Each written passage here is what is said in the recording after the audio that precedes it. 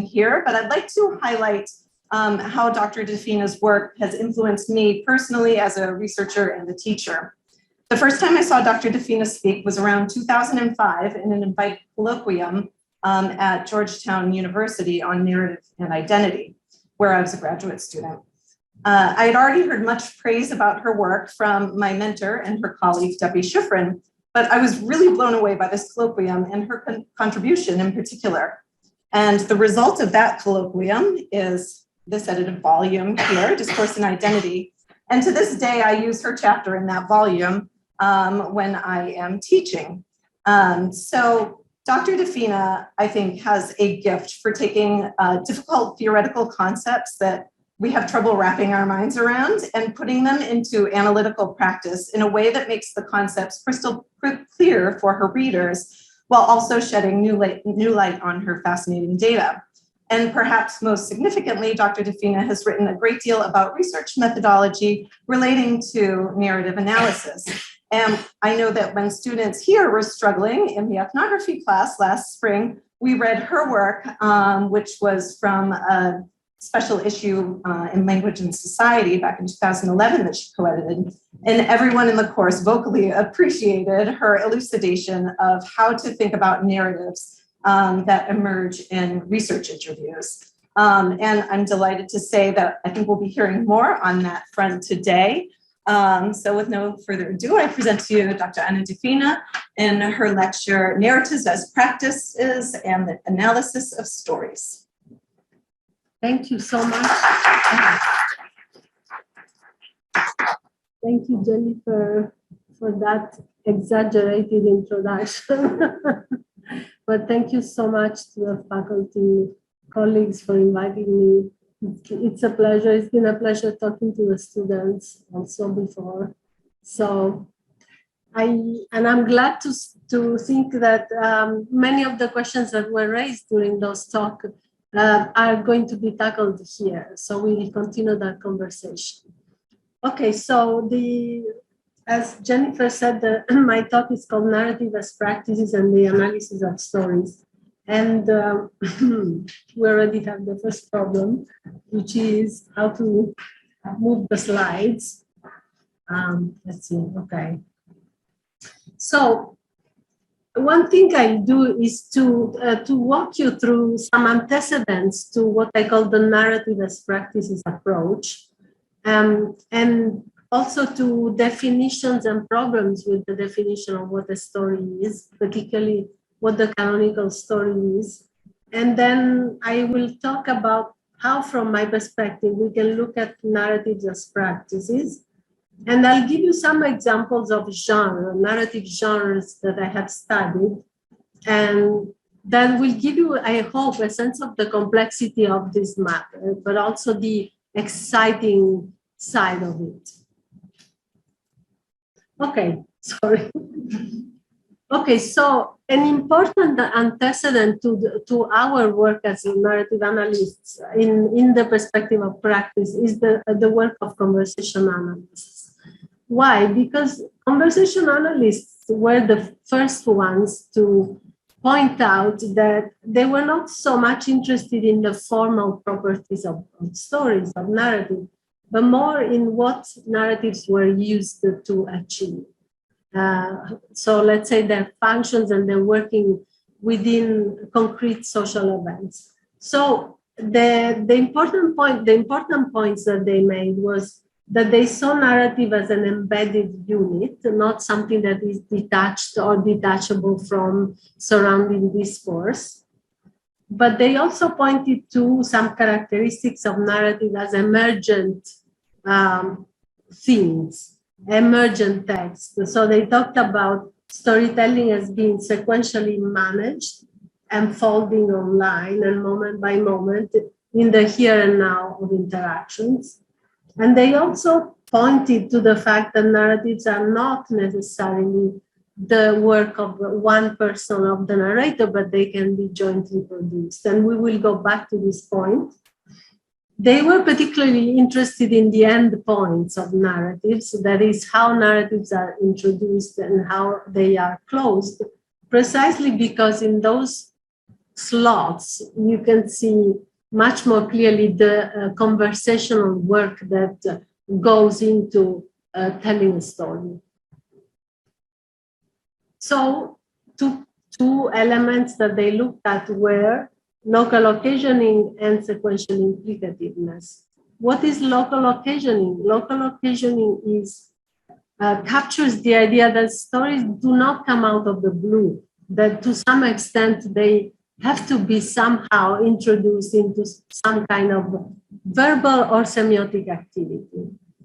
And that they are and people work for them to be related to what is currently being discussed or done.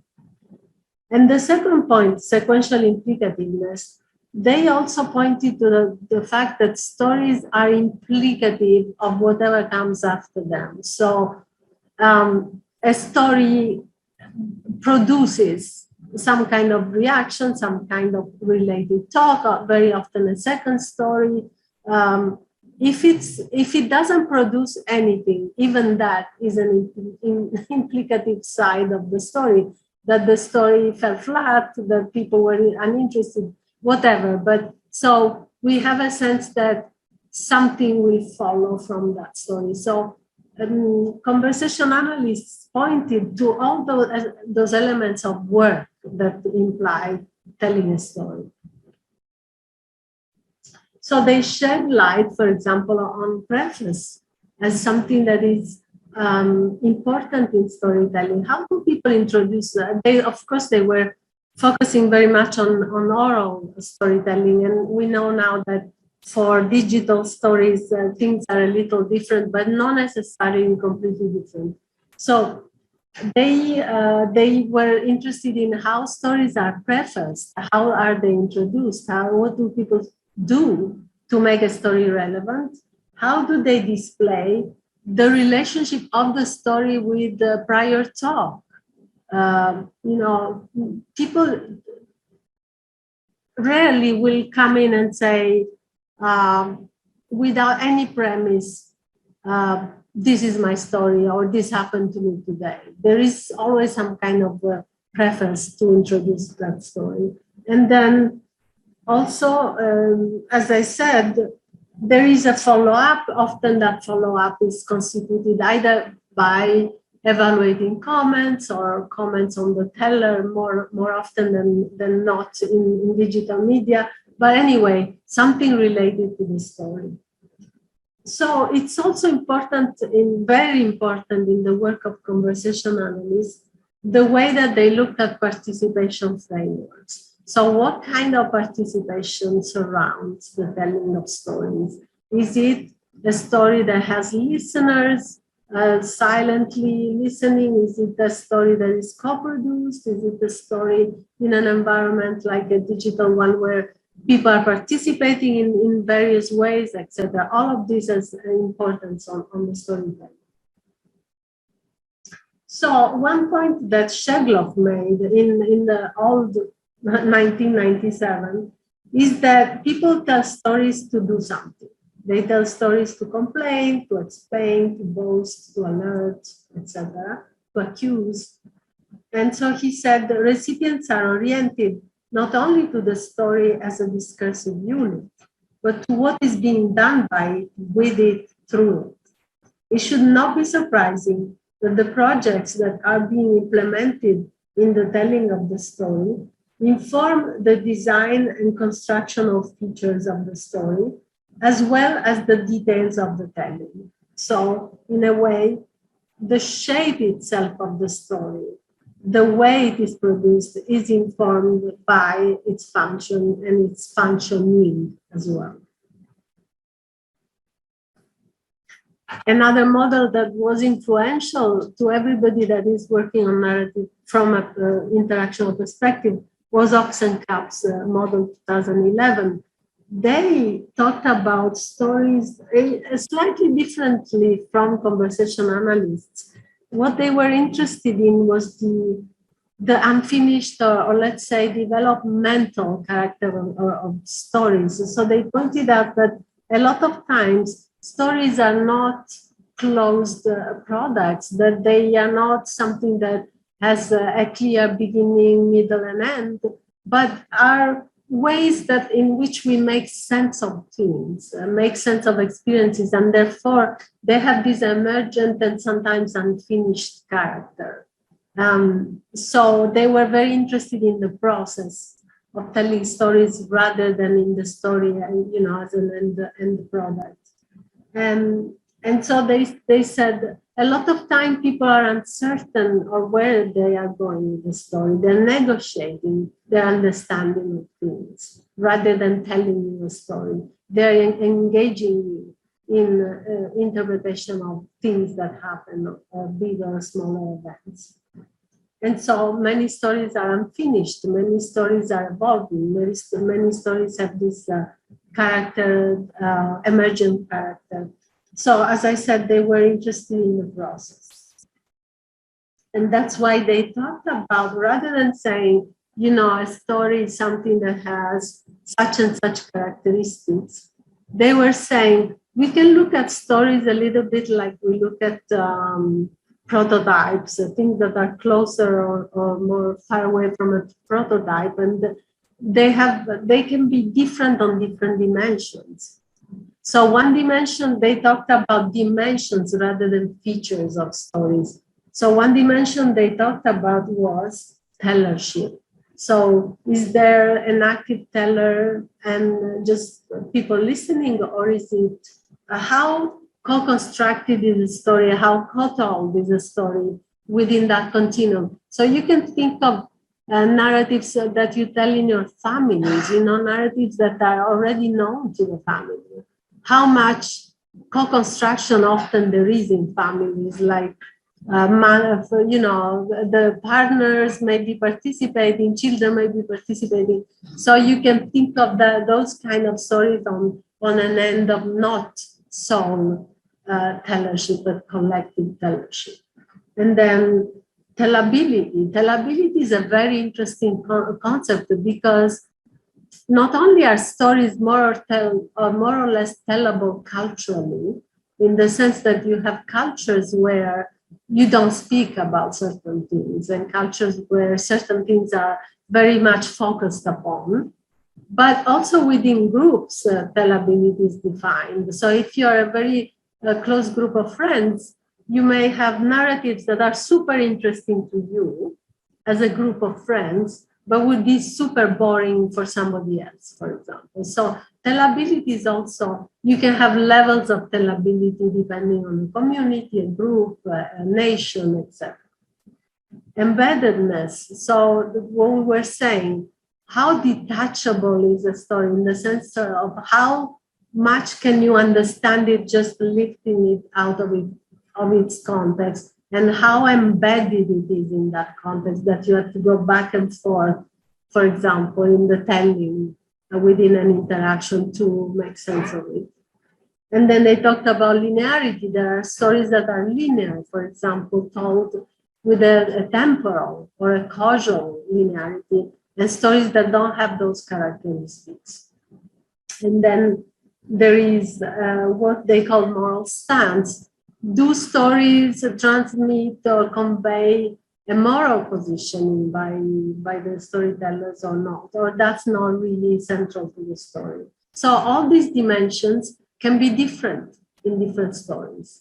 So you can have the stories that are all on this side of the dimensions, one teller, high tellability, detached, etc. But you can have stories that have a compound of different dimensions. So after Labov, we go back to Labov. Labov was like the most important researcher for everybody who's done storytelling until the 80s. He was almost the sole point of reference. After Labov, I think that there are two big, let's say, trends. One trend is what I would call the biographical life stories and narrative inquiry box. And the other is what I would call the interactionist box. I will say that, these are not tight containers, that there are, of course, intersections between these movements, but there is also a certain difference. And I was talking about this in our discussion. So people who do biographical inquiry, narrative inquiry, tend to think of stories as very related to the expression of identities, of personal identities, and mostly work with interviews and focus precisely on coherence and personal development. People who do interactional analysis of stories, here I put some of the many trends, which I think are maybe the more clearly, that you can more clearly see. You know, the membership categorization analysis, positioning analysis, small stories, shared stories, my own approach. We have different applications, let's say, or different interests in a certain way, but we all focus on stories as embedded within interactions or embedded within practices. And so identity is part of that, but is not our main or our unique focus. So what happens with the biographical approaches is that I think they're very related to what we could call the narrative turn. That is a movement that took place mostly in the 90s that tried to introduce narrative as a methodology within social sciences. And so try to use narratives to get to people's experiences of, for example, important moments in life, like divorce or childbirth, or issues, problems, migration or uprooting, etc. So they try to introduce storytelling as a methodology within the social sciences, as opposed to, you know, positivistic and quantitative-oriented approaches. So that's, I think, the origin, in a sense, of biographical approaches. The assumption is that behind a lot of biographical approaches is that there is some kind of true teller self that lies behind the story, so that it's waiting to be discovered through the storytelling. Another assumption, you can see the idea in these two quotes, which come one from McAdams and the other from Brunner. So McAdams says, identity is a life story.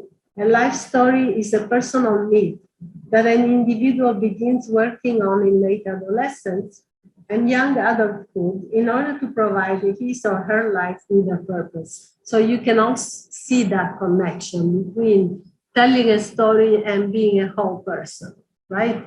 And Brunner even said, in the end, we become the autobiographical narratives by which we tell about our lives. So he connects the telling of a story to the becoming a person.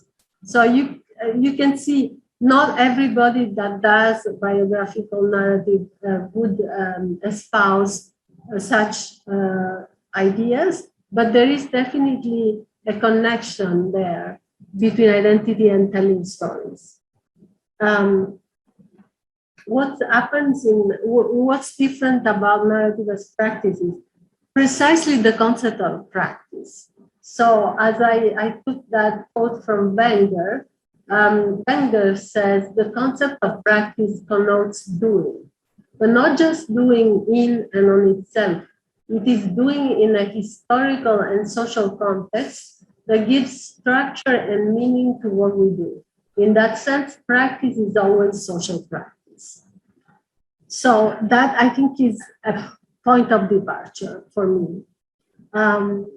The second point is that I think is common to interactionist approaches is the rejection of abstract models. So rejection of, you know, saying a story is this or is that, but more a sense of let's go from the bottom up. Let's go from the practices of storytelling to see how how people define and then understand a certain text, discourse, semiotic product to be a story. And second, I personally think that we have to think of storytelling in terms of the whole, what I call the wholeness of the narrative event. That is, what are the conditions of production and reception of those stories? How are those stories embedded within other practices? Are they embedded within a trial? Is this story told in a friendly conversation? Is this story told in a forum, etc.? So those are different practices, and the stories will be different. What kinds of connections do stories have? Both horizontally and vertically. By horizontally, I mean, what kinds of connections do they have with other discourses, surrounding discourses, with other genres? And what kind of vertical connections with historical constructs? For example, historical chronotopes, if relevant. And finally, how is the circulation of those stories affecting the way that we understand? So that's another important point, because while we study storytelling within conversations, certainly circulation can be important, but not to the degree. The circulation is important to stories that are publicly available. Okay, so that point is worth considering, especially given the kind of storytelling going on now. So the approach that I take focuses on the importance of embedding stories within this context. Points also to the existence of a multiplicity of story genre, from emerging genre, that is things that we have never seen before, to a very established one. But certainly narrative researchers have studied, small stories, argumentative narratives, generic narratives, accounts, hypothetical stories, and so on. And another principle for me important is attention to any categories and processes. As I said before, how do participants approach those practices? So the implication is that we have to pay attention to different media and different affordances. We have to consider participation frameworks and production formats. And it's also important to look at different scales. How are different scales, levels, let's say, of meaning making affecting storytelling events? Finally, with respect to stories told in interview, as I was saying, and we were saying in our conversations before, I think we have to pay special attention to reflexivity. That is to how stories are produced between interviewees and interviewers, not exclusively from interviewees. So what's the point? That in order to understand stories, we need to understand storytelling, and that we have to see structures as related to context and influence by emerging participation. So these are kind of the implications of all of this long premise. So we always hit our head as narrative analysts with people asking, what's a story? Okay. So we were very happy with Labov's definition, because Labov gave a very clear definition of the story of personal experience. He defined it as recapitulating past experience from the point of view of a narrator. And for him, stories had a structure. They had to contain at least two actions that were connected with a temporal juncture. What does it mean? That the second action had to produce something temporally different from the first action, a change of some sort. And he then described a typical story, a typical canonical story, as having usually these elements: an abstract, which was kind of a summary of what is the story about, like when you say, oh, I almost had an accident yesterday. That would be like an abstract. And then you would have the orientation telling you about where, when, who, and then the complicating action, which is the main, action that takes place. A resolution, something happened to terminate the story. A coda, which is usually a kind of passage to the present, something like, I've never, if you're talking about an accident, and I've never driven again on that highway. That would be a coda, a way of bringing you back to the present. And then evaluation, which is everything that reflects the point of view of the narrator about the meaning of that story. So this is the canonical story. So if you look at many of the stories that we are exposed to, they have that shape. So, of course, narratologists and narrative analysts have produced so many descriptions of features that characterize stories. We have like 50 features that have been proposed, but you can group them together. So people think, almost everybody will tell you that a story has an animate protagonist or various, or even if it's anthropomorphic, it can be an object but animated, that it presents conflicts and resolutions. So it has emplotment, and that it has temporal and or causal structures. So usually in the past tense. So if you look at this one, this is a typical story. Humpty Dumpty. I don't know if any of you knows, but Humpty Dumpty sat on a wall. Humpty Dumpty had a great fall, complicating action. All the king's horses and all the king's men couldn't put Humpty together. Again, resolution, okay? Very simple. But then we see things like that. This is a tweet. So this person writes, I'm in a meeting with two white dudes who are aggressively agreeing with each other, and I swear they still fly across the Zoom squares. Yes, I said agree. Okay. This thing is not a canonical story, right? But it has a narrative quality to it. There are protagonists, something is going on, and it can develop, and actually did develop into more of a story. But we wouldn't be able to tackle this with a Labovian definition. So that's what what I'm driving at, that we have so many ways of telling stories and so many genres and so many new practices and so on. So, as I said, there are many types of genres. Some of them are more established, some of them are less established. And I think of genre as defined by Rampton, who says, a genre is a set of conventionalized expectations that members of a social group or network use to shape and construe the communicative activity that they are engaged in. So I want to give you some examples.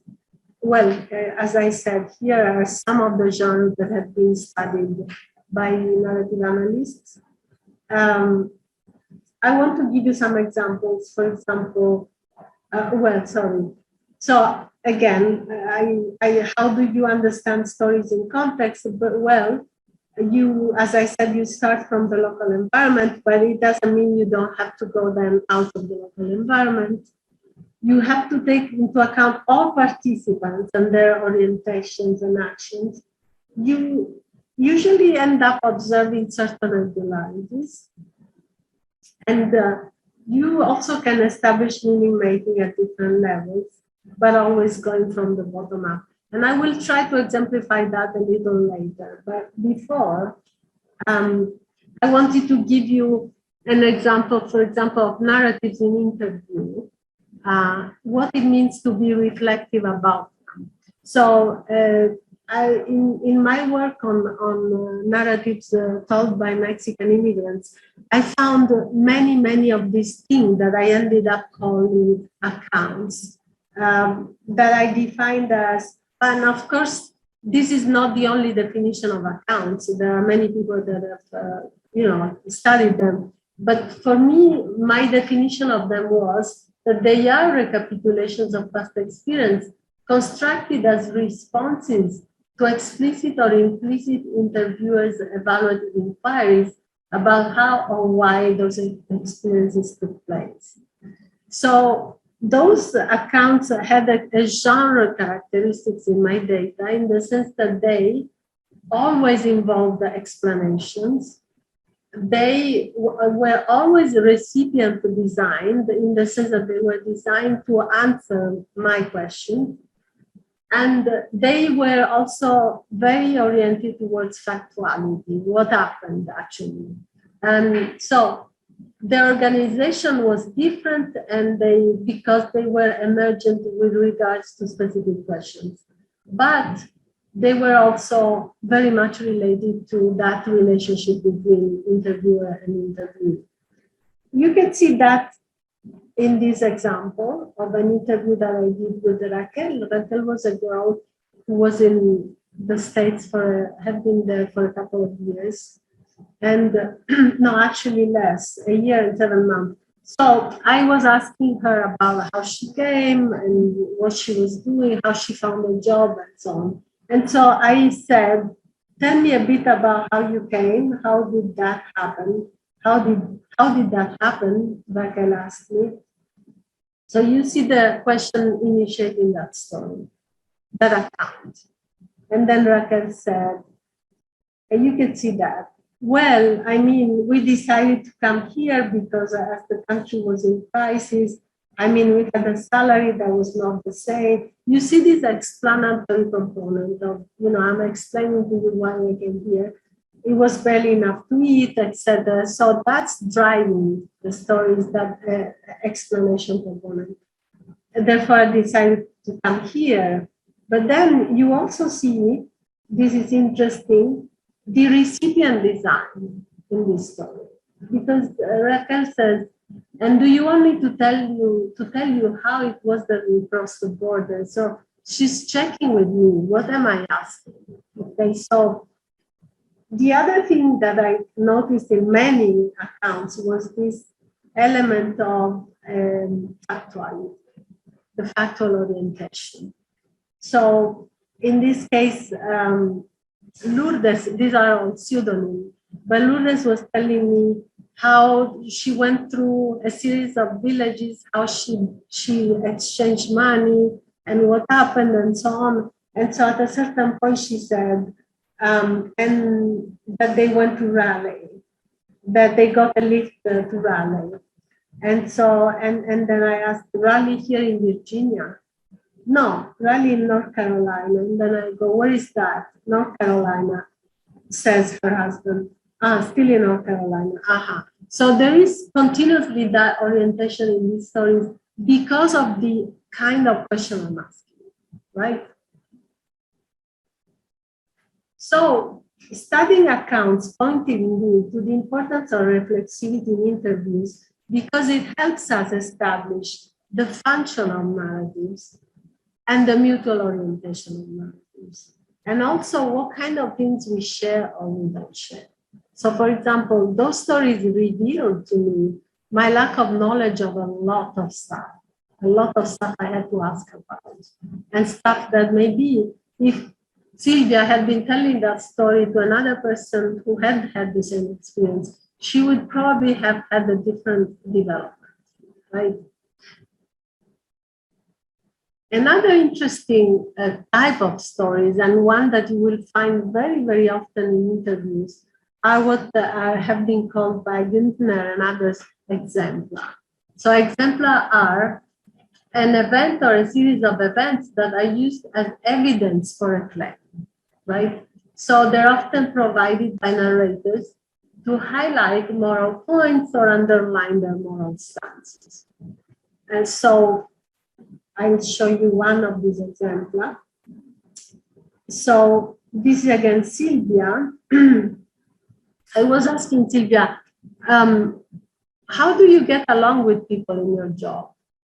And she says, well, in general, always with people, with women, we have a little more trouble with women from Central America.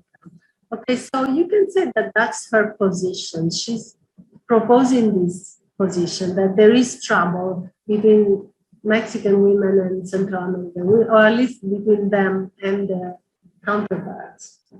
And then she kind of elaborates, but then she says they feel envious. And so I was asking, but from El Salvador, or where are they from? Because she said Central American. And so Sylvia said most of them. And then Rachel introduces the story. So this story serves to support that position. So she says, recently we had a problem, my sister and I, in a bus with some Salvadoran women. So she introduces the example. Because I mean, we came from work, they sat in the back and they started to speak about Mexicans. I mean, they started saying that Mexicans are rats, jalapenos, they were cockroach, insects, roaches, or something like that. That bothered me and my sister very much, of course, because they're offending us. And we had a problem because, of course, you cannot start quarreling with people on the bus. But we told them, I mean, that they should be respectful. I mean, that we were Mexicans, that please, they shouldn't speak badly about our country. And then we were in the bus, right, with my little sister. And so then there is a lot of elaboration, and that's something that also is very typical of an example, that the part of the story is usually what happened, is usually most reduced with respect to trying to demonstrate how that is related to the point that people are making. So here you see this extended evaluation where, yes, and you start thinking, how is it possible that others, the Central Americans sometimes start, how is it possible that people who speak our language start insulting us? I don't know how to explain it. No, I understand. I mean that they behave in a racist way with us, with other Latinos. How is it possible? Because one would expect that this is all collaborating. Also, there was another person in the interview, Ismael, who came with me in all the interviews. And so he also elaborated, because one would expect that if they didn't help, at least they would find something in common, etc. So there's a lot of elaboration. Okay, so these are just two examples of narratives in interviews and how you can start seeing that there are certain genres emerging in your interviews and that stories have different functions and different shapes in those contexts. But when you go to digital context, you also see some characteristics that you can say are shared among different digital contexts. So for example, co-construction is often there because there is so much participation in online stories. You often see stories being open-ended in the sense that they are not finished at the moment that something is told, but they continue because either the people participate or the same narrator then adds bits and pieces of stories. They're often focused on the moment, as we saw in the case that we discussed at the beginning. Sometimes they're very small, but sometimes they're very big. So sometimes people talk about, events that happened to them this morning, or they ate something, and sometimes they talk about huge events in their life or in the life of nations. They are more permanent than stories told orally or in conversations, because they can be reproduced and recontextualized, and they can be rerun many, many times through different media. They are open to different audiences. So when you tell a story to your friends, that's the audience you have, right? But when you tell a story on Reddit or on Facebook, you have both your friends and other people that even people you don't know. So that is being called the context collapse. So there is a convergence of different audiences that has a lot of consequences on the way people tell stories.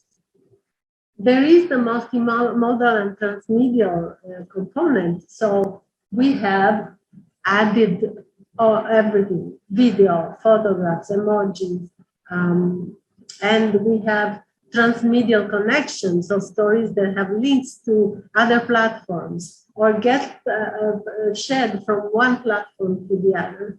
And you have affordances. So depending on the media, if it's TikTok, it's different from if it's Instagram. Instagram, you know that your story will last 24 hours. But, and TikTok, I think they're also don't stay forever. But if you put a story out on Facebook, then it will stay there, etc. Right? Here, I want to give you an example of how people kind of create a genre of stories. So this is an example of a group that was created on Facebook in connection with the pandemic. Mostly academics who were trying to share their academic understanding of what was going on. So this person says, proposal, shall we collect what strange things each of us notices while restrictions change, where we're based? I'll start. So she kind of gives an example. First of all, she recruits other people, and then she gives kind of an example. I'll start. Yesterday, pubs reopened outdoor in the UK after months. I went for a couple of beers, and my friends and I were all surprised by the background noise of chatter and laughter. It wasn't any louder than it used to be, also because there are way fewer people allowed in. Only we were not used to it anymore. It seems strange to have to raise your voice that much. Even if for some reason I tend to speak very loudly when I'm on online meeting too. Please post yours, as we might easily forget later, and it'd be good to document all this. So you see that this person is creating a kind of story, and this story is inserted within that very specific context. And so when you see the responses, people are doing similar stories in the sense that they're telling about, the barber shop or the pub, how they noticed what the small changes they noticed there, how they felt, and so on. So it's a kind of story that maybe shares certain characteristics with other stories, but it's also an emergent thing. Like I'm copying what the first person did, and I'm constructing a similar story with in mind the objectives that the first person who posted put there. So all of this is very consequential for whatever you get there, right? So if you think of all the contexts that are intertwining here, so you have the local context, so the structure and emergence relations among the participants and the function of the stories here in this Facebook group. Then you have the Facebook group itself, which has a story, a history, not a story, but a history. And so it's mainly paid by academics. It's focused on the pandemic. It's fostering both interpersonal and professional relations. Then you have the other box of the Facebook communication. What are the affordances and the styles and the things that happen on Facebook? How is Facebook oriented, for example, to the here and now? It's generally very interactive. It's more oriented to friendly, although there are unfriendly interactions there, but anyway. And then you have other contexts.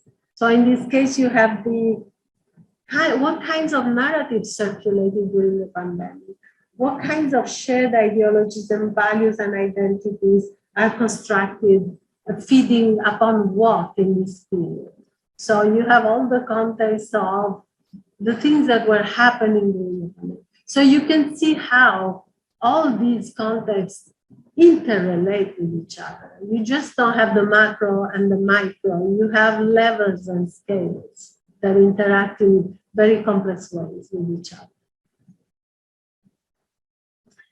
And then I wanted to just note how the characteristics of digital stories complicate the picture of studying stories. For example, here you have a story posted by an activist. She posted this story to raise consciousness about, she went through rape, she went through terrible experiences.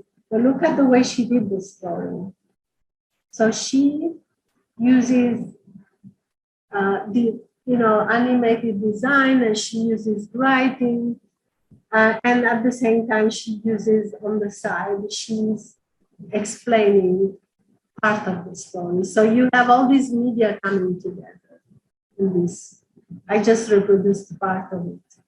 So you have a mixed genre because this is a testimonial.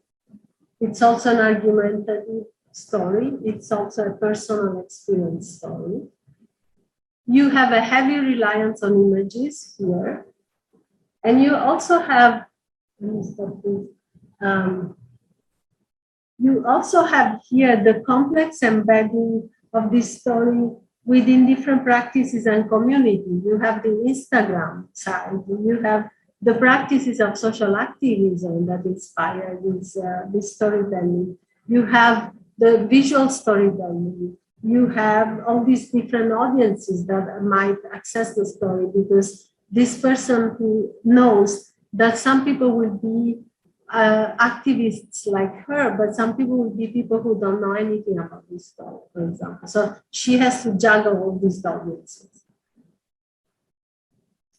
So going back to our example at the beginning, another interesting and complicating thing about many of the stories that are coming out now is that they have this chronicling the moment characteristics, so that they are ongoing story about what's happening now. And so, as you see here, this person talks about what's going on in that moment, and then people go into very different directions from it.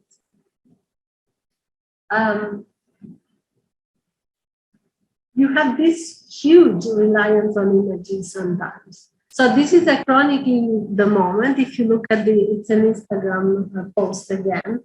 So this person is basically telling you that they are running, how they're running, why they're running, and so on. And they're presenting you with this huge picture. And here we have also issues of branding, right? So the story is also meshed to branding practices. Finally, you have stories that rely heavily on images like this one. It's another Instagram portrait, but in which the picture is central to reconstruct the story, because the storyteller says, just present the portrait of somebody with his pigeons on a rooftop in Brooklyn a few years ago. And then the other people in the know say, oh, remember we had to show them our Instagram so that we could get access to the roof. So it's a very private story in a way that a group of people construct, very much relying on image. So you can see all these possibilities and all these complications of what's a story and what directions a story takes. And finally, a point I want to make is that digital stories have very much changed the dynamics, or maybe it's wrong to say that digital stories have changed it, but the dynamics around stories, a lot of time has changed in digital environments. So because stories become a lot of time starting point for tangential talk that has nothing to do with the story itself. So here, for example, this person had introduced a type of story that Jimmy Fallon had presented to his audience, and he says, they say often bad dates can happen in the first meeting, and it's easy to realize that the person truly isn't for you. This time, Jimmy Fallon asked his audience to tweet their first failure date stories and how they handled the situation, and then reproduces part of one of the stories of failure. Look at the audience reactions. Oftenly, I'm sorry, I usually don't pick on grammar, but you are holding yourself out as a writer. Please don't contribute to the dumbing down of America. It's often, or very often, or oftentimes is what you want to get fans. Come to the comment section to see if anyone else was mortified by oftenly and wasn't disappointed. So the story disappears behind the discussion about oftenly here, disparaging the storyteller. So this would hardly ever happen in storytelling face-to-face because people don't do that face-to-face. Okay, so I just wanted to give you a flavor of all the possibilities, not only of genre, but also how the interactional positioning may impact on the way stories are understood, taken, developed, and so on. So implications, what a story is constitute a question for continuous investigation, not a premise. There are many elements besides the content of the story that define it as a practice: genre, participants, affordances, functions, plurality of contexts that intersect in many ways and at different scales, and emergence as a significant process, particularly in everyday storytelling on digital platforms. Thank you.